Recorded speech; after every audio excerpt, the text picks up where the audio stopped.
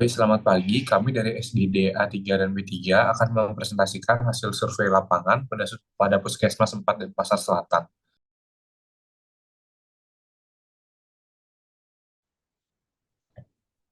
Baik, berikut merupakan visi misi dan mutu serta tujuan dari Puskesmas 4 di Denpasar Selatan bisa dilihat pada layar. Selanjutnya akan dibawakan oleh teman saya. Terima kasih.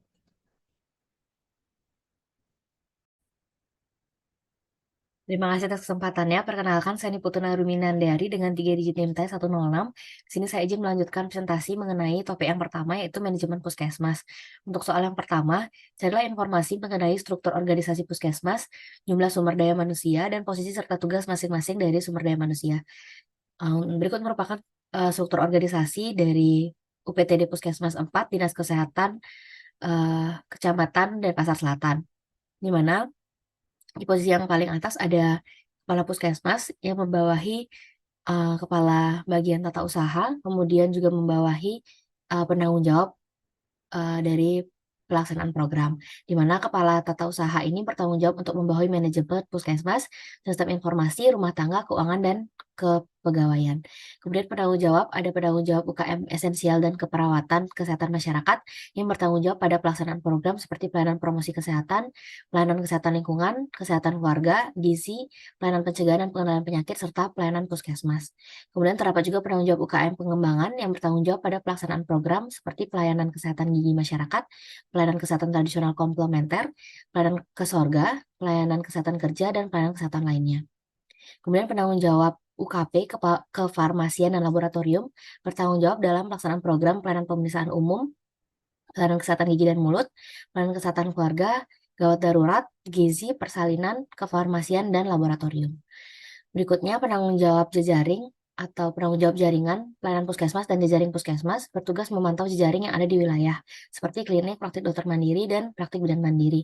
Namun pada UPTD Puskesmas 4 ini hanya mencakup satu kelurahan, oleh karena itu belum membuat jaringan atau puskesmas pembantu. Berikutnya, penanggung jawab bangunan, prasarana, dan peralatan bertugas untuk memantau kelayakan bangunan, sarana dan prasarana, alat kesehatan, serta utilitas. Kemudian penanggung jawab mutu bertugas untuk menilai mutu pelayanan dan kesehatan kerja.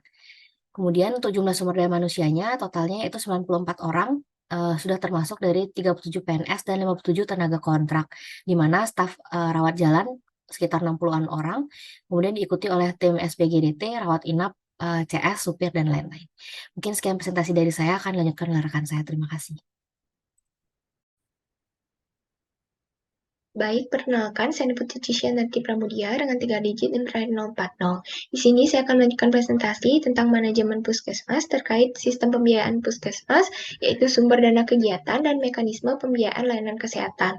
Untuk sumber dana kegiatan puskesmas ini, itu berasal dari dana yang rutin disalurkan ke puskesmas, yaitu biaya operasional kesehatan, jaminan kesehatan nasional, yang dalam hal ini adalah BPJS, kemudian anggaran pendapatan dan belanja daerah, yang disalurkan dari pemerintah kota Denpasar melalui Dinas Kesehatan.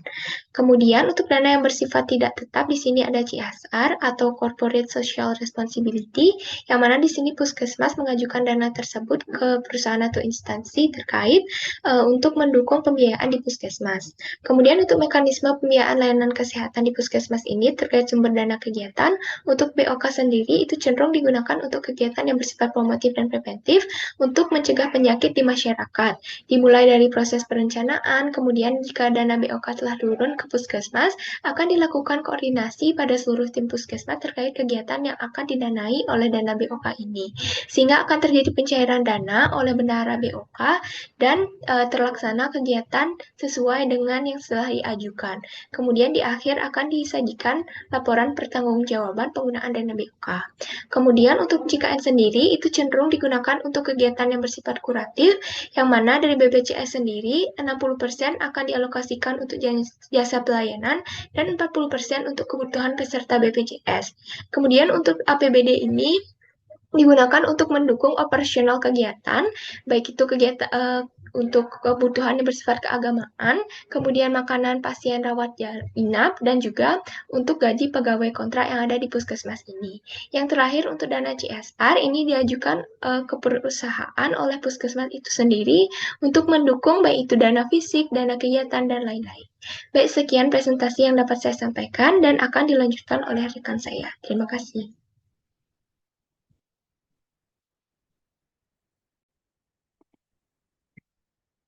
Perkenalkan, saya Intan Putu Krisnamayana dengan digit NIM terakhir 238 akan menjelaskan mengenai perencanaan, implementasi, dan evaluasi kegiatan puskesmas. Untuk perencanaan, pertama akan dilakukan penyusunan rencana strategi, yaitu rancangan kegiatan puskesmas yang akan dilakukan dalam 5 tahun ke depan. Setelah rencana terbentuk, maka akan dibentuk rancangan usulan kegiatan yang akan berisikan usulan kegiatan yang kemudian diajukan untuk mendapatkan pendanaan. Jika pendanaan sudah didapatkan, maka akan dibentuk RPK atau rencana pelaksanaan kegiatan yang berisikan rencana kegiatan secara detail. Satu, untuk tahapan implementasi, sebelum implementasi kegiatan akan dilakukan mini lokakarya, yaitu pertemuan pihak puskesmas dengan pihak-pihak terkait pelaksana kegiatan. Mini lokakarya ini terbagi menjadi mini lokakarya bulanan pertama dan bulanan rutin, kemudian triwulan pertama dan triwulan rutin. Pada bulanan pertama akan dilakukan pertemuan dengan pihak puskesmas saja, dan kemudian pada bulanan rutin selanjutnya akan dilakukan evaluasi dari kegiatan yang sudah dilakukan. Lalu pada triwulan pertama akan dilakukan pertemuan dengan pihak terkait non-puskesmas atau multisektor. Dengan triwulan rutin akan melakukan evaluasi dari kegiatan yang sudah dilakukan sebelumnya.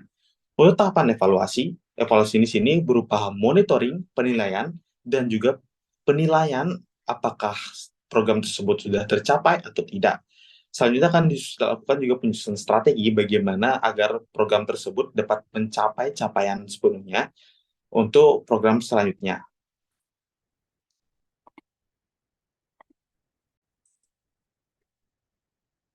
Baik, perkenalkan, saya Nimade Kumamila Sarsudevi, nanti dari digit terakhir 065. Di sini saya akan melakukan presentasi mengenai UKM esensial dan pengembangan yang ada di Puskesmas, serta bentuk kegiatan dari masing-masing program. Jadi untuk di UPTD Puskesmas 4 dan Pasar Selatan sendiri, itu dia memiliki 6 pelayanan di UKM esensialnya. Yang pertama untuk pelayanan promosi kesehatan, di sini bertujuan agar masyarakat memiliki pengetahuan akan kesehatan dirinya sendiri melalui perilaku kesehatannya. Di mana di sini untuk tugasnya itu adalah memberikan penyuluhan kepada masyarakat. Selanjutnya untuk pelayanan kesehatan lingkungan atau CASLINK, itu programnya sama melakukan penyuluhan, terutama penyuluhan PHBS, di mana untuk topiknya itu terdapat seperti perilaku buang air besar dan buang air kecil secara sehat dan bersih, membuka warung dan kantin sekolah secara sehat, dan penggunaan air bersih. Selanjutnya untuk pelayanan yang ketiga yaitu kesehatan keluarga, itu meliputi kesehatan ibu, anak, dan KB, di mana di sini terdapat antenatal care untuk ibu yang hamil, untuk anak itu terdapat imunisasi dan program KB untuk keluarga berencana. Selanjutnya di sini untuk pelayanan gizi, fokus utamanya untuk menurunkan angka stunting, di mana di Pedungan sendiri itu terdapat 4 anak stunting yang sekarang sedang dipantau kesehatannya. Selanjutnya untuk pencegahan dan pengendalian atau P2 itu meliputi program diare, ISPA, kusta, HIV, dan kecacingan, dan lain sebagainya. Serta untuk pelayanan yang keenam itu keperawatan kesehatan masyarakat, ditujukan kepada pasien yang risiko tinggi, terutama masyarakat miskin yang tidak memiliki kemampuan untuk merawat dirinya. Jadi di sini akan ada petugas yang turun langsung ke rumah pasien dan akan diberikan perawatan yang optimal sampai pasien tersebut stabil kesehatannya.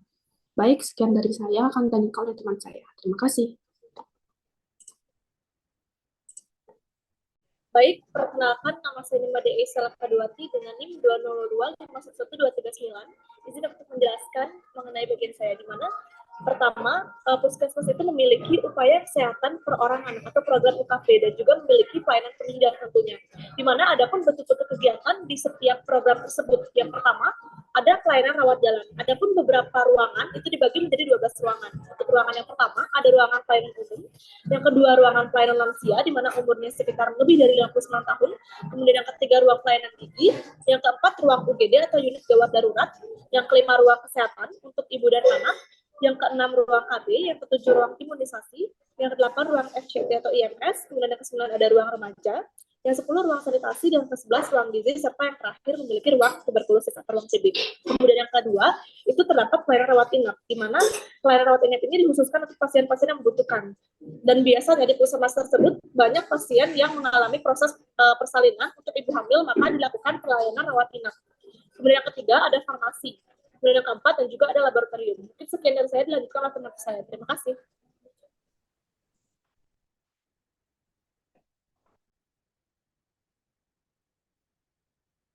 Perkenalkan, saya Nimade Mesya Marani Pinatih dengan NIM 20025111072 mohon izin menjelaskan apa saja bentuk kegiatan inovasi yang dikembangkan oleh Puskesmas. Guna meningkatkan derajat kesehatan dan pengetahuan masyarakat, beberapa inovasi yang dikembangkan oleh Puskesmas yaitu Puskesmas melaksanakan program Triase Anak yang diselenggarakan oleh UKP. Triase Anak merupakan program yang bergerak di bidang kesehatan anak. Salah satunya ialah bila seorang anak mengalami demam dan sudah mencapai 30 derajat Celcius akan langsung dipindahkan ke UGD. Puskesmas juga menyelenggarakan pelaksanaan imunisasi pada anak. Penyelenggaraan pelaksanaan imunisasi dilakukan melalui WhatsApp. Puskesmas juga melaksanakan program kesehatan remaja yang diselenggarakan oleh UKM. Program kesehatan remaja dibentuk bertujuan agar remaja memiliki fasilitas untuk konsultasi mengenai kesehatan. Kemudian UKM juga menyelenggarakan program layanan ibu hamil. Pada program ini, ibu hamil akan diberikan edukasi mengenai gizi yang baik saat menjalani masa kehamilan, agar ibu hamil siap secara fisik dan mental saat memasuki fase persalinan. Baik, mungkin sekian dari saya. Terima kasih. Baik, di sini saya akan melanjutkan. Perkenalkan saya Anggun Mawardi dengan 3 digit yang terakhir 08. Di mana di sini terkait kunjungan rata-rata per hari, biasanya pasien akan datang sebanyak 125 pasien atau bervariasi setiap harinya. Di mana pada hari Senin atau Kamis, sampai Kamis itu biasanya lebih ramai karena dibuka dari pukul 8 hingga 12 WITA dan terdapat juga program imunisasi. Dan pada hari Jumat dan juga Sabtu itu merupakan hari pendek, jadi kemungkinan untuk rata-rata kunjungan itu akan lebih sepi, di mana hari Jumat itu dibuka dari pukul 8 hingga 10.30 dan Sabtu itu dibuka dari pukul 8 hingga 11.30. Lalu untuk kasus yang umum datang adalah ISPA atau lebih spesifiknya adalah acute nasofaringitis, itu ditemukan sebanyak 574 kasus pada Puskesmas Denpasar Selatan. Dan kasus yang ditangani sistem JKN itu terdapat 105 jenis penyakit berdasarkan dari kode ICD-10. Di mana jenis penyakit yang tidak terdaftar dalam sistem JKN kode ICD-10 itu akan tetap dirujuk ke rumah sakit yang lebih besar. Untuk selanjutnya, Baik, terima kasih atas waktu yang diberikan. Perkenalkan, saya Diputu Liliana Tanari dengan 3 digit yang terakhir 08. Saya isi untuk menjawab presentasi di mana poin 2 terkait dengan layanan kesehatan. Di mana di situ terdapat pertanyaan berapa cakupan kepesertaan JKN di wilayah kerja Puskesmas. Untuk cakupan kepesertaan JKN di wilayah kerja Puskesmas Denpasar Selatan 4 yang terdata dan tercatat adalah kurang lebih 1.800 peserta. Mungkin sekian dari saya. Selanjutnya akan jelaskan oleh teman saya. Terima kasih.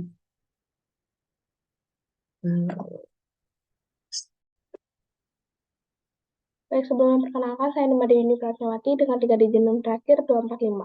Ini melanjutkan tentang mekanisme pembiayaan apa saja yang digunakan oleh pasien yang datang ke Puskesmas. Di mana ada 3 mekanisme pembayarannya. Yang pertama, pasien yang BPJS-nya memang paskesnya di Puskesmas 4 Denpasar Selatan. Yang kedua, ada juga pasien yang paskesnya tidak di sini, namun melakukan pelayanan kesehatan di sini. Maka Puskesmas akan melayani selama 3 kali, lalu akan diarahkan kemana paskes dari BPJS-nya tersebut, atau melakukan pemindahan paskes. Yang ketiga, ada pasien umum, di mana pasiennya tidak memiliki BPJS, dia menggunakan fasilitas Puskesmas tanpa adanya jaminan karena tidak adanya BPJS. Mungkin sekian dari saya, akan dilanjutkan oleh teman saya.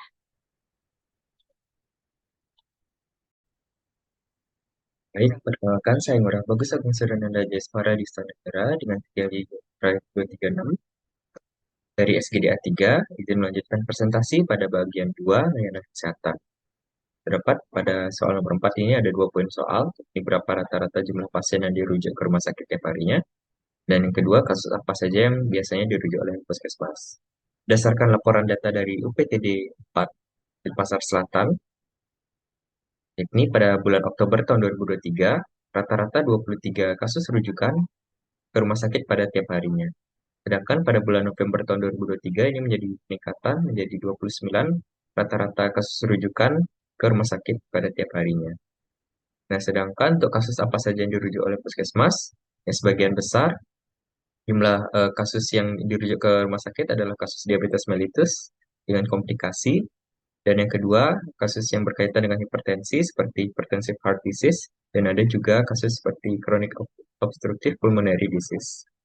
Mungkin untuk penyakit lainnya bisa dilihat pada slide. Presentasi akan dilanjutkan oleh rekan saya. Terima kasih. Baik, perkenalkan nama saya Putri Mata Dewi dengan 3 digit NIM terakhir 222. Mohon izin untuk melanjutkan mengenai layanan kesehatan. Wabah yang terjadi di puskesmas dalam 3 tahun terakhir adalah ada COVID-19, di mana penanganan kasusnya screening, edukasi, pemantauan kesehatan terhadap PDP ringan, ODP, dan OTG melalui formulir sesuai pedoman, dan memberikan saran untuk melakukan isolasi diri di rumah jika hasil rapid test positif. Kemudian penyelidikan epidemiologi memberikan pelayanan kesehatan. Kemudian ada DBD, di mana penanganan kasusnya dengan pemberantasan sarang nyamuk. 3 hal penting dalam upaya pemberantasan DBD adalah peningkatan surveillance penyakit dan surveillance vektor, diagnosis dini dan pengobatan dini, peningkatan upaya pemberantasan vektor penularan penyakit DBD. Kemudian ada rabies. Pada tahun 2022 di Kelurahan Pedungan tidak ada kasus rabies, tapi ada beberapa kasus gigitan hewan yang ditangani. Penanganan kasusnya itu dengan rawat luka dan dianjurkan untuk ke pelayanan kesehatan terdekat yang melayani vaksin anti rabies. Sekian dari saya, selanjutnya akan dilanjutkan oleh rekan saya. Terima kasih. Baik, perkenalkan nama saya Vibia Skiala dengan 3 digit NIM terakhir 169. Jadi pada hari ini saya akan menjelaskan mengenai apa saja indikator keberhasilan masing-masing UKM esensial dan juga UKP di Puskesmas. Jadi menurut Permenkes 75 tahun 2014 tentang Puskesmas menyampaikan bahwa upaya kesehatan masyarakat merupakan setiap kegiatan yang bertujuan untuk memelihara dan juga meningkatkan kesehatan, serta mencegah dan menanggulangi timbulnya permasalahan kesehatan di tingkat keluarga, kelompok, dan juga masyarakat. Adapun indikator masing-masing UKM esensial dan UKP di UPTD Puskesmas 4 Dinas Kesehatan Kecamatan dan Pasar Selatan adalah yang pertama, indikator kinerja yang diverifikasi 6 bulan sekali pada semester 1 yang diukur pada bulan Juni dan juga semester 2 yang diukur pada bulan Desember. Yang kedua ada indikator mutu yang terdiri dari 3 indikator, yaitu indikator nasional mutu, yaitu merupakan indikator yang ditetapkan sesuai arahan Kementerian Kesehatan, dan saat ini terdapat 6 indikator nasional mutu puskesmas, yaitu kepatuhan kebersihan tangan, kepatuhan penggunaan APD, kepatuhan identifikasi pasien, angka keberhasilan pengobatan TB sensitif obat, ibu hamil yang mendapatkan pelayanan ANC sesuai standar, dan juga kepuasan pasien. Ada juga indikator mutu prioritas puskesmas, yaitu indikator yang ditentukan oleh masing-masing puskesmas, dipilih satu hal yang paling merupakan prioritas utama, dapat dipertimbangkan melalui masalah atau penyakit yang paling sering muncul, dan didukung dengan faktor geografis. Dan yang terakhir, indikator mutu unit pelayanan, yaitu indikator yang ditetapkan sesuai masing-masing unit pelayanan. Untuk selanjutnya akan dijelaskan oleh teman saya. Terima kasih.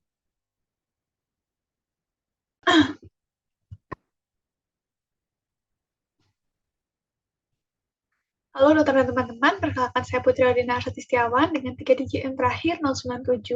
Sini saya izin melanjutkan penjelasan teman saya mengenai indikator keberhasilan dari UKM esensial dan juga UKP Puskesmas. Nah, berikut merupakan tabel dari penilaian kinerja semester 1 tahun 2023 dari UPTD Puskesmas 4 Dinas Kesehatan Kecamatan dan Pasar Selatan. Nah, dari tabel bisa dilihat secara umum bahwa puskesmas ini mendapatkan hasil yang sangat baik dengan persentase upaya kesehatan sebesar 92,76%. Nah, persentase ini itu merupakan gabungan dari UKM esensial, UKM pengembangan, dan juga UKP. Jadi masing-masing kegiatan ini itu dibagi lagi, UKM esensial dibagi menjadi 7, yaitu Perkesmas, upaya pencegahan dan pemberantasan penyakit, upaya pencegahan dan pemberantasan penyakit tidak menular, promosi kesehatan, kesehatan ibu dan anak termasuk KB, kemudian ada upaya perbaikan gizi masyarakat dan juga kesehatan lingkungan. Untuk UKM pengembangan itu dibagi 3, dan juga ada UKP itu meliputi upaya pengobatan, puskesmas dan rawat inap, serta upaya pencegahan dan pemberantasan penyakit menular. Nah, selanjutnya di sini ada juga tabel hasil penilaian kinerja semester 1 tahun 2023 UPTD Puskesmas 4 Dinas Kesehatan Kecamatan dan Pasar Selatan terkait dengan pelayanan mutu dari puskesmasnya.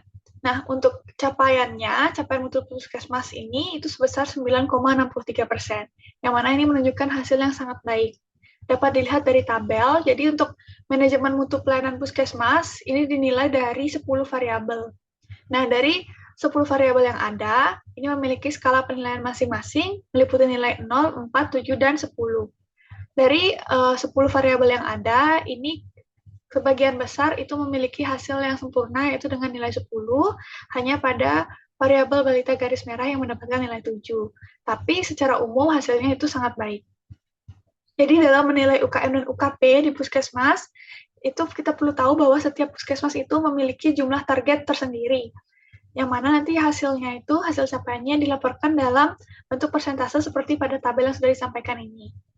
Nah, setiap bagian dari UKM esensial dan UKP itu dibagi lagi ke beberapa program yang perlu dilaksanakan. Nah, dan setiap jenis kegiatan program ini itu juga memiliki jumlah target yang berbeda di setiap puskesmasnya.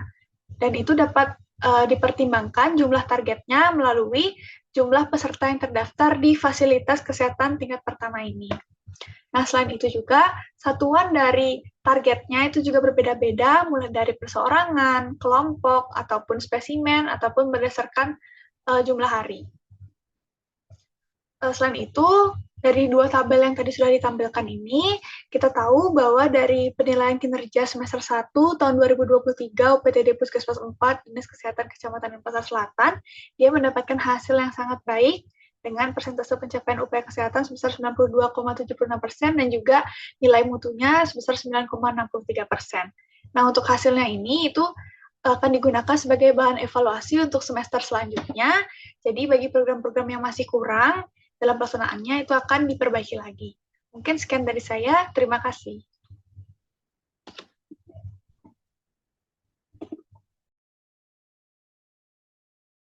Om Swastiastu, perkenalkan saya Pandika Putri Rahayu Indrayani dengan 3 digit NIM terakhir 161. Kali ini saya akan membahas lebih jauh bagaimana cakupan program atau pelayanan UKM esensial dan UKP di UPTD Puskesmas 4, Dinas Kesehatan Kecamatan Denpasar Selatan. Puskesmas ini sendiri itu menawarkan UKM esensial dan UKP yang mencakup kelurahan pedungan, di mana UKM sendiri atau upaya kesehatan masyarakat esensial itu terdiri dari perawatan kesehatan masyarakat atau Perkesmas, lalu upaya pencegahan dan pemberantasan penyakit, upaya pencegahan dan pemberantasan penyakit tidak menular, promosi kesehatan, kesehatan lingkungan, kesehatan keluarga yaitu ibu dan anak, serta upaya perbaikan gizi masyarakat. Sedangkan UKP atau upaya kesehatan perseorangan mencakup upaya pengobatan, pelayanan rawat jalan berupa upaya UGD, lalu pelayanan umum, pelayanan lansia, laboratorium, farmasi, pelayanan kesehatan gigi, pendaftaran, pelayanan rawat inap mampu konet, serta pelayanan kesehatan pasien sehat berupa pelayanan kesehatan ibu dan anak, ruang KB, pelayanan gizi, dan klinik sanitasi. Presentasi akan dilanjutkan oleh teman saya. Terima kasih.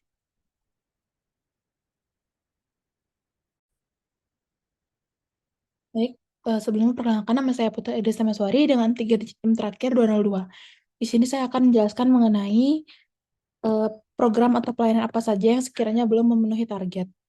Jadi, pada UPTD 4 Puskesmas Denpasar Selatan ini sendiri, sekiranya sudah hampir memenuhi target semuanya dengan cakupan nilai yaitu sebesar 92,76% pada semester 1 bulan Juli atau Agustus kemarin, yaitu dengan presentasi nilai cukup baik. Namun ada beberapa hal yang tidak mencapai target, contohnya penemuan atau kasus diare, yaitu sebesar 79,03%, TBC sebesar 50,25%, dan hepatitis sebesar 86,6%. Namun yang perlu diperhatikan bahwa kejadian tidak memenuhi target ini sendiri bukan dikarenakan mutu atau pelayanan dari puskesmas tersebut buruk atau kurang baik. Namun biasanya dikarenakan memang tidak adanya atau sedikitnya kasus tersebut pada wilayah cakupan puskesmas ataupun kurangnya kesadaran atau kehadiran pasien untuk memeriksakan diri ke puskesmas tersebut, sehingga pencapaian dari suatu kasus tidak memenuhi target. Namun dari puskesmas sendiri sudah selalu mengupayakan untuk memenuhi target yang ditentukan. Baik, sekian dari saya bisa lanjutkan oleh teman saya. Terima kasih. Mangali.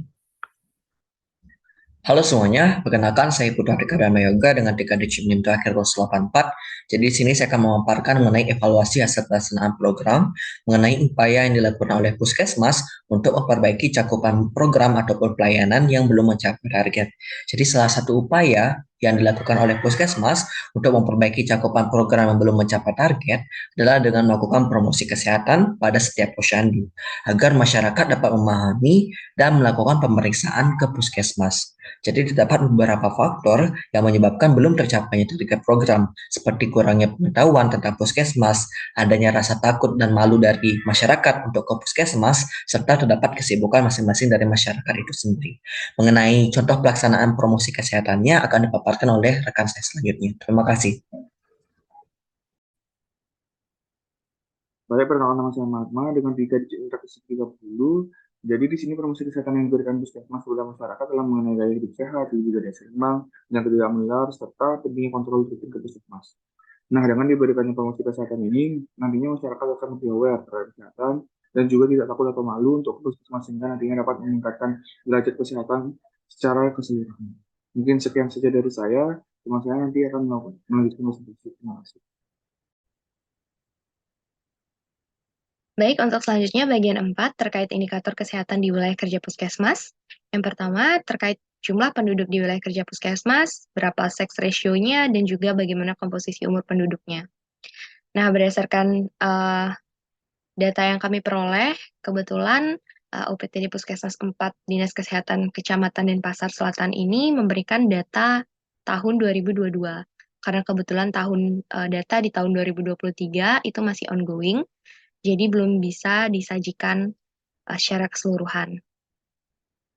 Nah, oleh karena itu diberikan data tahun 2022 yang memang diperoleh atau terhimpun dari profil kelurahan Pedungan itu sendiri yang sudah disajikan dalam profil Puskesmas.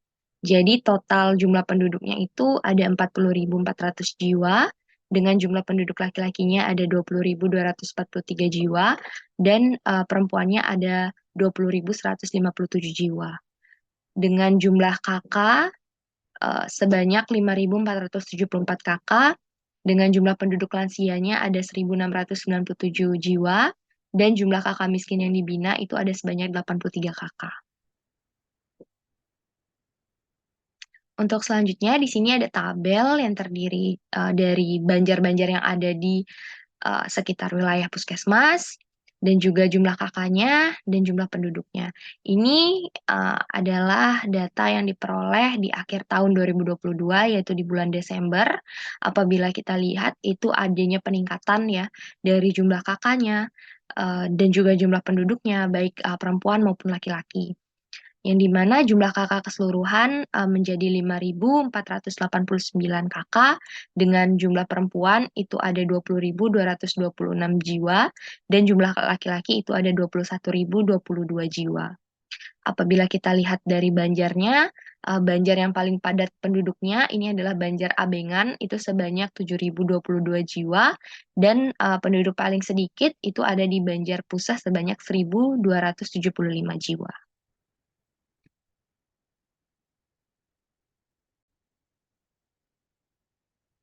Baik, perkenalkan nama saya Niputu Lansi Widiantara dengan NIM terakhir 173.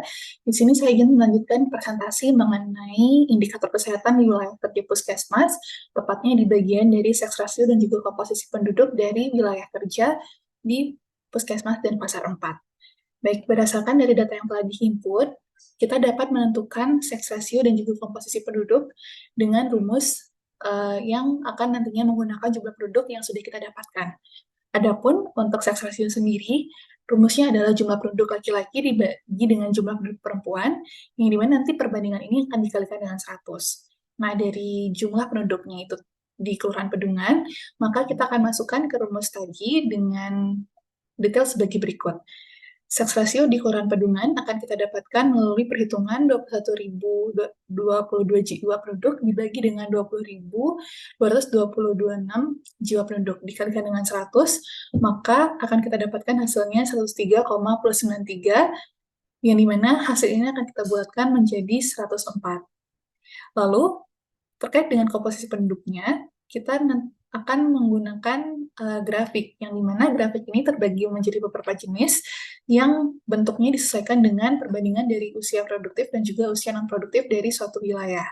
Nah, pada wilayah kelurahan Pedungan ini, grafik yang menggambarkan dari komposisi penduduknya adalah grafik stationary, di mana grafik ini artinya komposisi penduduk usia produktif itu lebih besar dibandingkan dengan usia non-produktif, yaitu anak-anak dan juga lansia. Hal ini terlihat pada persebaran tabel yang sudah tertera pada slide sebelah kiri. Bisa kita lihat rentangan dari umur 15 tahun hingga 64 itu tergolong masih sangat banyak dibandingkan jumlah dari penduduk yang berusia 0 sampai 14 tahun dan juga penduduk dengan usia 65 tahun hingga 70 tahun ke atas. Baik, mungkin sekian dari saya. Presentasi selanjutnya akan dilanjutkan oleh teman saya. Terima kasih.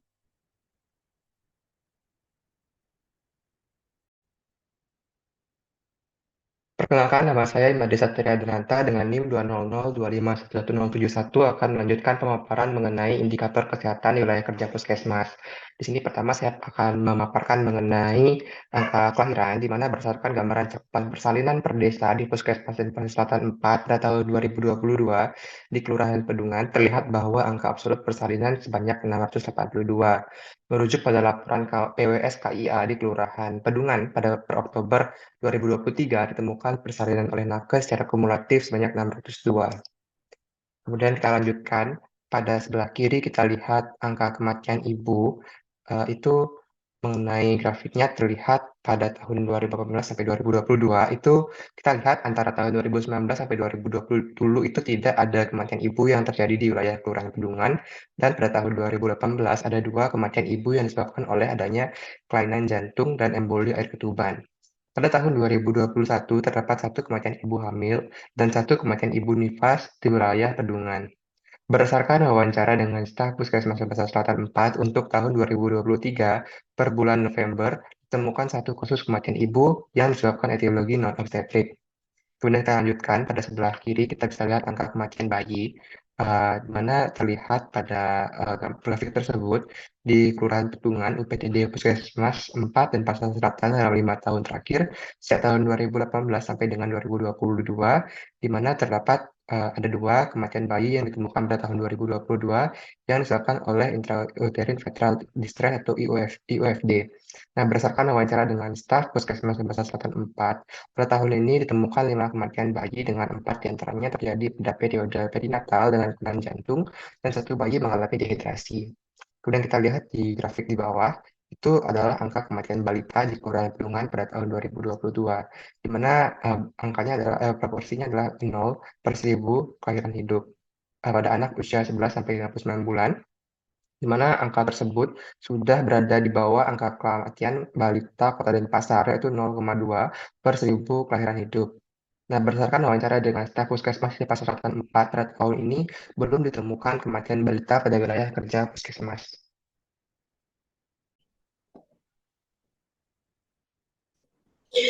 Perkenalkan, nama saya Putu Ardisa Pradeswari dengan NIM 20025111172. Di sini saya izin menjelaskan mengenai indikator kesehatan di wilayah kerja puskesmas. Di sini untuk pertanyaannya sendiri, berapakah angka kelahiran atau fertility rate, kematian ibu, kematian bayi, dan kematian balita di wilayah kerja puskesmas? Dan apa yang menjadi penyebab utama kematian ibu, bayi, dan balita di wilayah puskesmas tersebut? Baik, di sini ada tabel gambaran cakupan persalinan per desa, di mana di sini untuk desa atau kelurahan sendiri, pertama di sini ada Kelurahan Pedungan, di mana sasarannya ada 670 dengan target 100%, dengan cakupan absolutnya 628, 100%. Untuk jumlahnya, sasarannya 670, targetnya 100%, dan absolut 682. Baik, boleh di next slide. Lalu di sini untuk indikator kesehatan di wilayah kerja puskesmas, untuk tabel pertama ini, jadi pada gambar mengenai grafik angka kematian ibu terlihat di tahun 2019 dan di tahun 2020 tidak ada kematian ibu yang terjadi di wilayah Kelurahan Pedungan, dan pada tahun 2018 ada 2 kematian ibu yang disebabkan oleh adanya kelainan jantung dan emboli air ketuban. pada tahun 2021 terdapat 1 kematian ibu hamil dan 1 kematian ibu nifas di wilayah Pedungan. Jadi berdasarkan wawancara dengan staf Puskesmas Denpasar Selatan 4, untuk tahun 2023 per bulan November ditemukan 1 kasus kematian ibu yang disebabkan etiologi dan etiologi non-obstetrik. Lalu untuk grafik berikutnya, grafik 4.2 itu menunjukkan bahwa angka kematian bayi di Kelurahan Pedungan UPTD Puskesmas 4 Denpasar Selatan dalam 5 tahun terakhir sejak tahun 2018 sampai 2022 terdapat 2 kematian bayi yang ditemukan 2022 yang disebabkan oleh IUFD. Berdasarkan wawancara dengan staf Puskesmas Denpasar Selatan 4 pada tahun ini ditemukan 5 kematian bayi dengan 4 diantaranya terjadi pada periode prenatal dengan kelainan jantung dan 1 bayi mengalami dehidrasi. Lalu untuk grafik 4.3, jadi di sini ada angka kematian balita di Kelurahan Pedungan pada tahun 2022 adalah sebesar 0 per 1000 kelahiran hidup, yaitu anak usia 11 sampai 59 bulan. Angka tersebut sudah berada di bawah angka kematian balita Kota Denpasar, yaitu 0,2 per 1000 kelahiran hidup. Dan berdasarkan wawancara dengan staf Puskesmas Denpasar Selatan 4, pada tahun ini belum ditemukan kematian balita pada wilayah kerja Puskesmas itu sendiri. Baik, mungkin sekian dari saya. Terima kasih.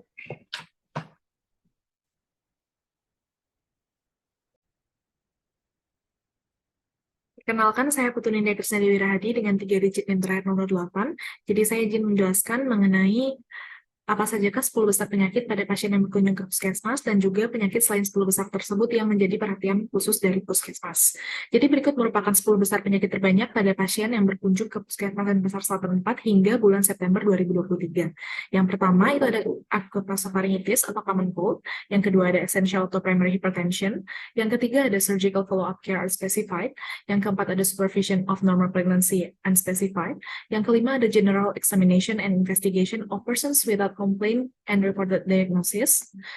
Kemudian yang keenam ada non-insulin dependent diabetes mellitus with unspecified complications. Yang ketujuh ada fever unspecified.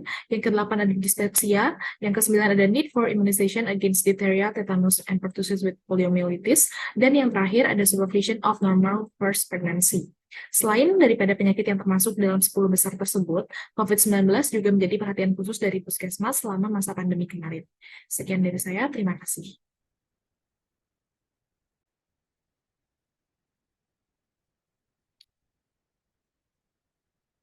Baik, terima kasih. Perkenalkan, nama saya Puturati Parmardina Tarisari dengan 3 digit NIM terakhir 177. Saya akan membahas mengenai pertanyaan berapakah proporsi balita yang mengalami malnutrisi di wilayah kerja Puskesmas.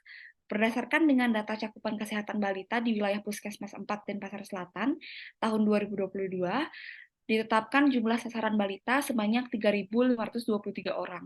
Adapun jumlah balita yang diperiksa pada posyandu wilayah Puskesmas 4 Densel adalah 3.049. Berdasarkan pemeriksaan, didapatkan pengukuran status gizi yang dikategorikan menjadi 4, yaitu gizi buruk, gizi kurang, gizi baik, dan gizi lebih. Angka absolut gizi buruk yang ditemukan adalah 1, gizi kurang di angka 1, gizi baik di angka 3.149, dan gizi lebih di angka 102. Proporsi merupakan perbandingan antara terjadinya suatu kasus dengan jumlah total subjek kasus yang dalam hal ini dilakukan perbandingan antara angka absolut masing-masing kategori atau status gizi dengan jumlah balita yang diperiksa. Sehingga berdasarkan dengan hal tersebut ditemukan proporsi status gizi dari masing-masing kategori, yaitu yang pertama, balita dengan gizi buruk di angka 0,03%, balita dengan gizi kurang di angka 0,03%, balita dengan gizi baik di angka 96,80%, dan balita di gizi lebih ada di angka 3,13%. Demikian yang dapat kami sampaikan. Saya mewakili perwakilan A3 dan B3 memohon maaf apabila ada hal-hal yang kurang berkenan. Akhir kata, kami tutup dengan Paramasanti. Om Santi Santi Santi Om. Terima kasih.